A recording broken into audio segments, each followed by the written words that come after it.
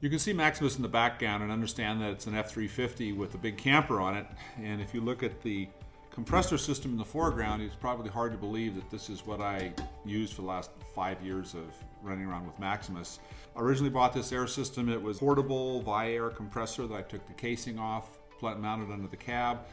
My intention was just to use it for the airbag system, which it worked fine for that. But trying to use it for anything beyond that has been a total struggle and a total fail. So I have decided to do a major upgrade to my air compressors.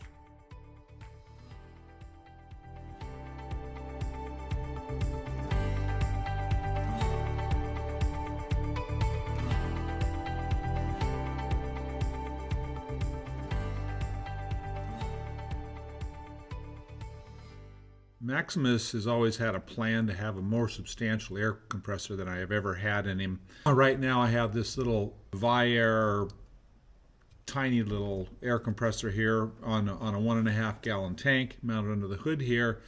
Creates a lot of problems. It's hot under here, so I put this fan on here. The fan doesn't always work. It's a big problem. It's a very poor performer, and it's not really very reliable. The compressor is designed to only be an intermittent duty compressor, just even to bring the 120 psi 1.5 gallon tank up to pressure. It labors significantly to do that. So I've needed a better onboard air solution for quite some time. The plan was actually this. If you can see this right here, this is a V-belt driven 509 air compressor. It's 5 cylinders, 9 cubic centimeters per stroke volume. I was going to mount it, and when I put my second alternator in here, I put a V-belt drive pulley on the alternator, so I was going to drive from the alternator to this pulley, provide onboard air. The only place I can possibly put it is this little space between the battery and the radiator. Going to be exceedingly difficult for a number of things. I invested in purchasing these 2 hose connections so that my air can come straight back here, one to an air intake filter and one to the compressed air tank. Definitely could work, definitely would be very, very difficult in getting it in here, and of course the difficulty is in putting some kind of a mounting bracket in here. The mounting bracket needs to mount to the engine because the engine moves separate from the vehicle, so I have to mount it to the engine, and about the only mounting points that I have are a couple points on this alternator here, a couple points on this alternator here, all of which I think could be done, but all of which would be exceedingly difficult and with very little room for error. Much as I like this idea, I've decided that it's just too involved and it adds more congestion to something that's already extremely congested. Now, if I add this in here, now anytime I want to work on anything in here, this thing is probably going to have to come off in order for me to get to stuff. Just seems like a bridge too far. And so I've decided to go back to an electric solution, and I'll show you what that is. When considering the capacity of a compressor, size matters. Not only do you need to concern yourself with how many cubic feet a minute of air volume it produces, but at what pressure that volume is produced. This compressor here has got about a 25% duty cycle, which means for every 5 minutes that it runs, it needs to cool off for 15 minutes before you can run it again. This compressor has a 75% duty cycle, which basically means 30 minutes on, 10 minutes off type thing to be a true 25% duty cycle. And that's at a capacity of about 90 psi. This was always intended to be hook it up to your tire, turn it on, run it till the tire is full, shut it off. Compressor, I've removed it from the casing that it came with and mounted it with a cooling tube here to help cool the air off. But it's always been overloaded to an extreme amount. So you can see, just based upon cylinder capacity, this cylinder here has maybe got about a 1-inch diameter bore. This compressor here has a 50 millimeter, or actually a 60 millimeter bore, so it's about 2 1/3 inches in diameter. So this compressor will produce about 4 to 6 times as much air as this one. It will produce it at a higher pressure, and it will produce it for a longer duration without overheating. I was able to purchase both these compressors on a great deal from Amazon for $128 for the compressor. They came with a good bit of decent compressor hose and an electronic pressure gauge, which I've learned to appreciate. So it was a pretty good deal all in all. As you can see, though, I'm disassembling them and reconfiguring them not only the mounting but the electrical. Okay, so because I've decided to abandon the mechanically driven air compressor pump for onboard air, but still want and need a substantial amount of air, I've decided to go to electric pumps and to go to 2 of them. And the reason being is that redundancy in 2 pumps. 2 pumps can either work independently or they can work together to supply my air tank. I'm going to be replacing the onboard air tank, which I have now as a 1.5 gallon tank underneath of the driver's cab on the passenger side. I'm going to be putting a 5 gallon tank on the under the driver's cab, right on the passenger side, right beneath the feet of the driver. And this will sit just behind that, outside the frame, between the frame and the edge of the cab. And this is a tray, and this is how this will be the outside, this will be the frame side. This tray has got a hinge along the side of it that allows it to be accessed. I want to be able to clean and service the air filters in these if I ever need to, but I also want to keep mud from flying up against them and around them. So this aluminum tray has got some 2-inch tall sides and should be able to do that. And it took me quite a while to figure this out because there's frame components in here. There's a big buttress right here that's a cab mount that I have to avoid. One of the things about these electric pumps, as you can see, here's this same pump in its as purchased form.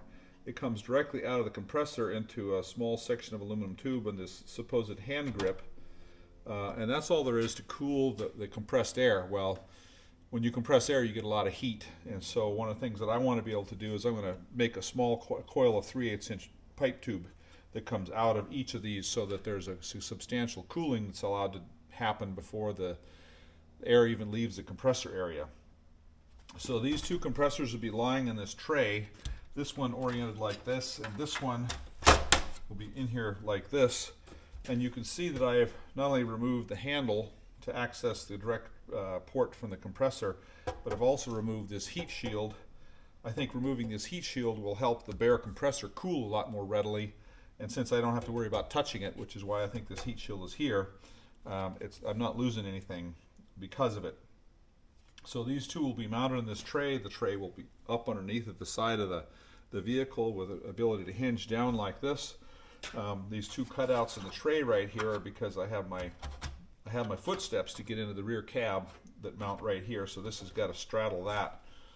But I think it'll all fit, and it's taken quite a bit of cardboard aided design and computer aided design in order to get to this point right here. So I've now got this whole assembly test fit, and it pretty sure it will fit in there. Now working on the compressors, you can see that this compressor here is mounted on the original shock mounts, but it's rotated 90 degrees so that it lays down.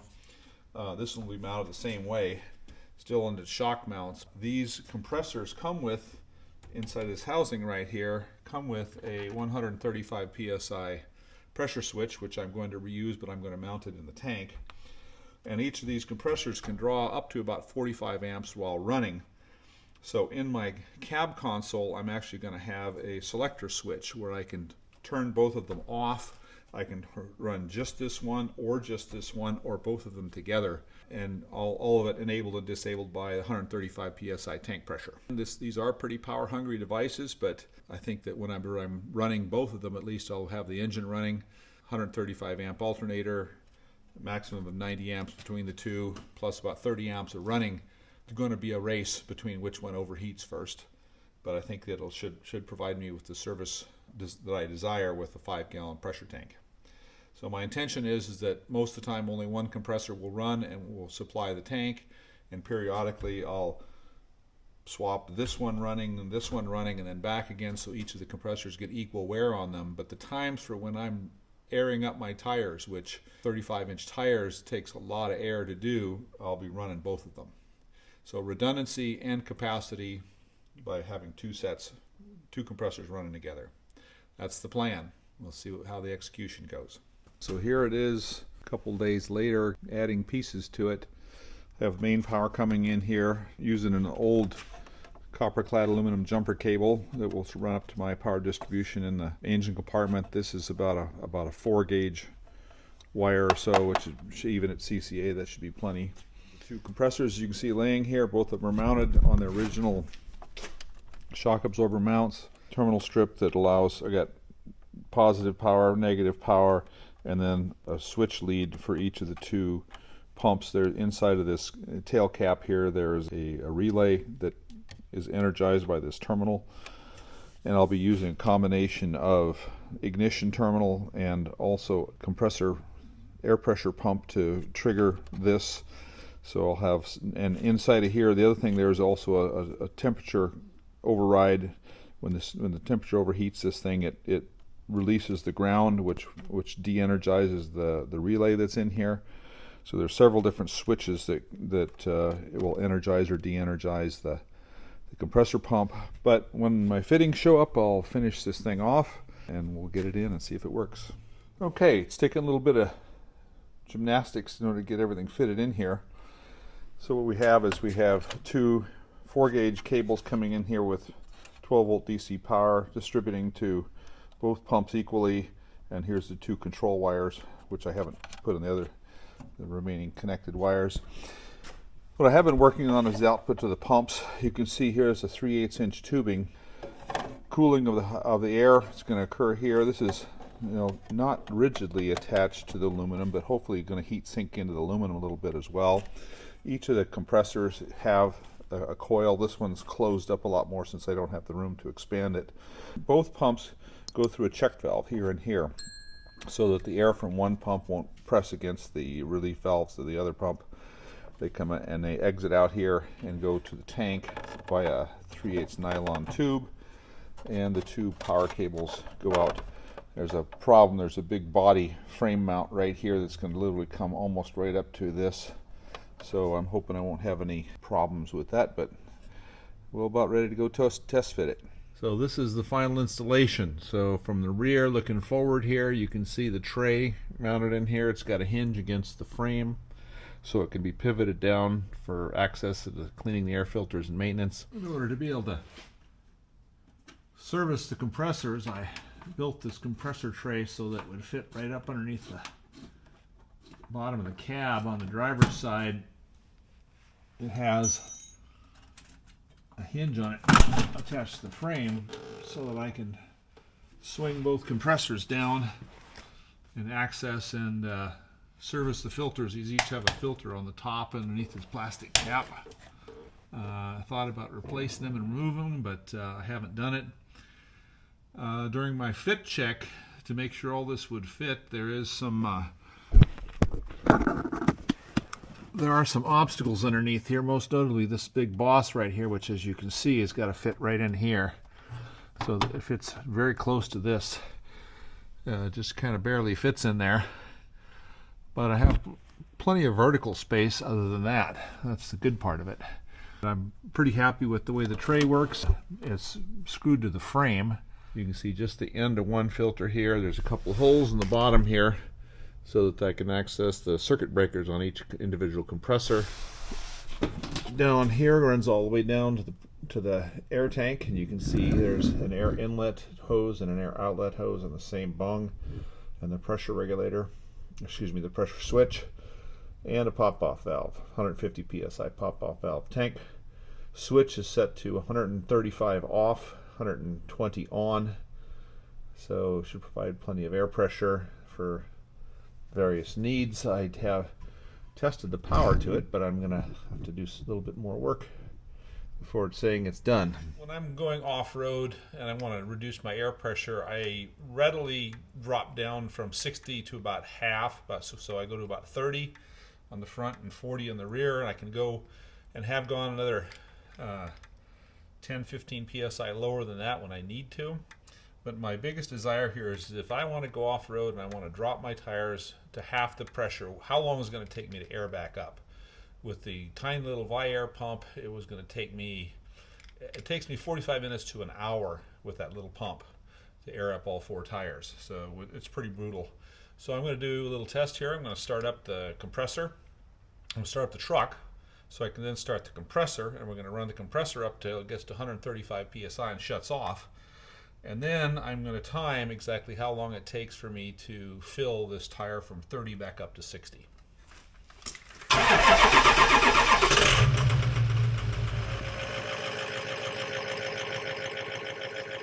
got a little bit of leaking right there.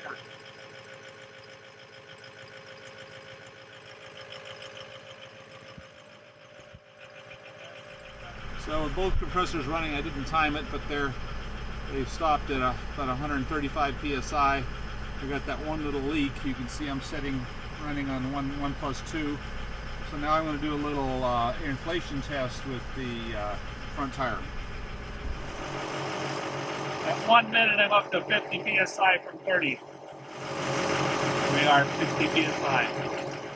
We're going to do the rear tire test. Normally I don't drop them down to about 40. If I'm feeling just like I'll need a little bit of help and not a lot.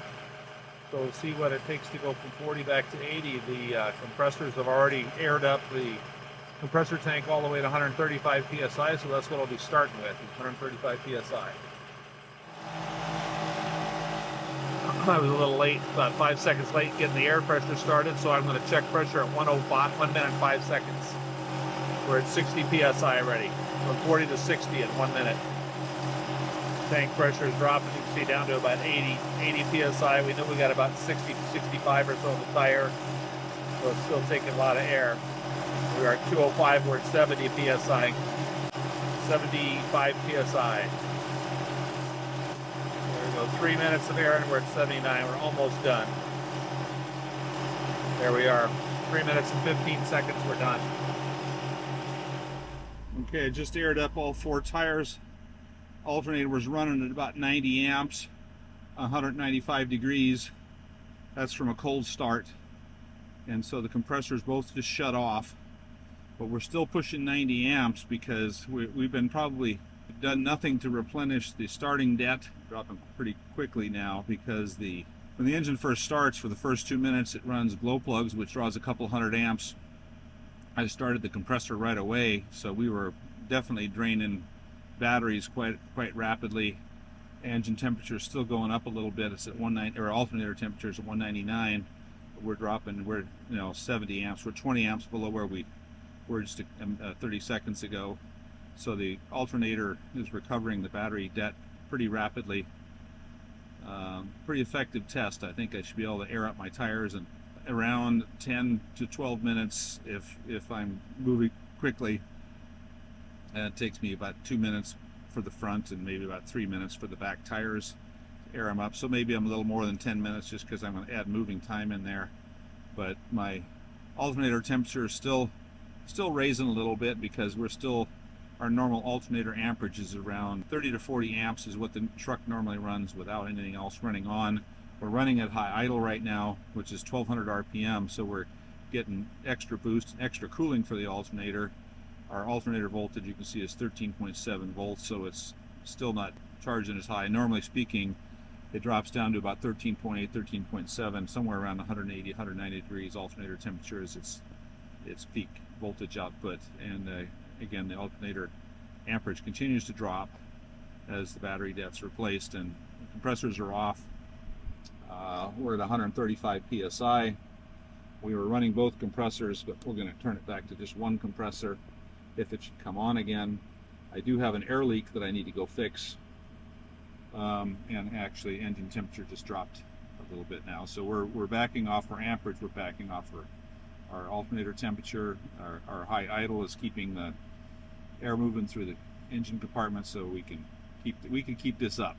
I don't know what temperature the compressors are at, but let's go take a look. Okay, the compressors are warm to the touch. I'd say they're probably somewhere around 100 degrees maybe, which is not bad at all.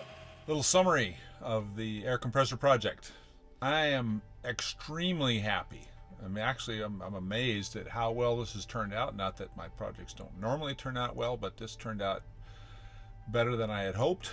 As probably in comparison with the pain and agony that I've been suffering for the last few years is one of the big reasons why I'm so pleased with it.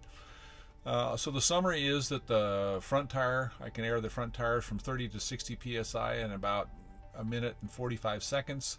I can air the rear tires from 40 to 80 psi in about 3 minutes and 10 seconds or so. And if I was expeditious at moving around the truck, I could get the entire job done in probably less than 15 minutes, probably even down to 10 minutes if I wanted to train as a pit crew.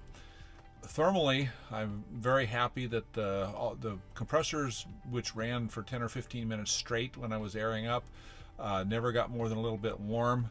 The alternator, which was putting out 90 amps plus, which never really had a chance to recover the battery debt from starting, still stayed less than 200 degrees, which is pretty good. I consider 248 degrees or 120 centigrade to be a maximum for the alternator, so I'm well below that. And I believe I could keep these compressors running for quite a while. I could air up other people if I wanted to. So very happy with the installation, very happy with the performance, especially when considering how miserable it used to be.